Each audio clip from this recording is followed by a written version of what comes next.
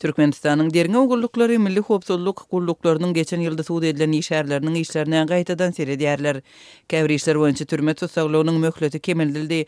Azatlyk radiosynyň Türkmenistanyň derňe organlaryna we biznes toporlaryna ýakyn çeşmeleriniň aýtmagyna görä, işlere gaýtadan seredilmegi, öňkü Içeri işler ministri İskender Mulikowyň wezipesinden çetleşdirilmegi we soň tutsag edilmegi bilen bagly. Şeýle Azatlyk radiosy täsirli öňkü ministriň prezidentiň gadabyna duçar bolmagynyň käbir sebäplerini anyklady.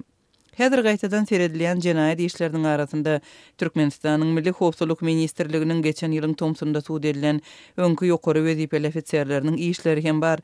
Hususan Azatlyga geçen ýylda maglumat beren ygtybarly çeşmelerimiziň sözlerine görä, Milli Howpsuzlyk Ministrliginiň merkezi derňe idarasynyň öňkü işgärleri we maliýe pudaga gözegçilik edýän idarasy barada gurrun edýär. Işiniň gaýtadan seredilen öňkü Milli Howpsuzlyk Ministrliginiň işgärleriniň biriniň şahsiýeti Azatlyk radiosyna ma'lum boldy. Güç idaralarına ýakyn çeşmämiziň sözlerine görä, onuň tutsaglyk möhleti esli kemildilipdir we ol owadan dipedäki bir şertli türmeden başga türmäge geçirilipdir. Azatlygyň çeşmeleriniň maglumatlaryna görä, onuň özüniň we iş getiren beýleki kärdeşleriniň bitaraplyk senesi sebäpli geçirilen günä geçişde boşadyljagyna garaşylypdy. Emma olaryň günäti geçirenleriň sanawyna düşüp düşmänligi näme galýar. Bu makalamyzyň taýýarlanan wagtynda şol adam azatlyga goý berilmändi. Türkmenistanyň güç strukturalaryna we biznes toporlaryna ýakyn çeşmeler eýlen wezipesinde özünden öňkü resmilerden has uzak saklanan İskender Mulikowyň prezidentiň gadabyna duçar bolmagyna sebäp bolan ýagdaýlar barada Azatlyk radiosyna gurrun berdiler. Şu aýyň başynda İskender Mulikow korrupsiýa sebäpli türme tutsaglygyna hökm edildi.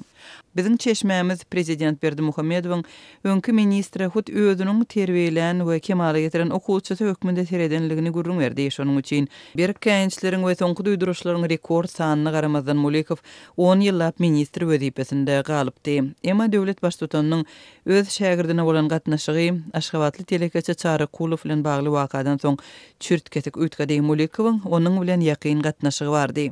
Türkmen biznesiniň iň täsirli wekilleriniň biri hasaplanan Çary Kulowyň tutsag edilip 25 ýyl türmäge hökm edilenligi sentýabryň ortalarynda ma'lum boldy. Resmi maglumatlara görä Kulow bir kanun telekeçiligi işleri üçin suud edilip cezalandyrylypdyr. Emma azatlygyň çeşmeleriniň biriniň sözlerine görä Kulow şu ýylyň iýul aýynda prezident Berdimuhammedowyň birden uzak wagtlyk ýetip ölenligi hakynda gurrunlaryň ýaýramagyna esas töreden döwründe özüne näde dogry alyp baranlygy üçin ceza çekipdir.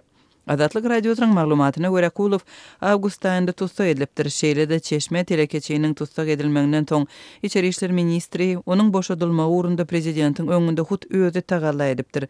Bu Berdimuhammedowyň gaharyny getirip Kulowyň ýagdaýyny ozalgysyndan has tagyrlaşdyrypdyr.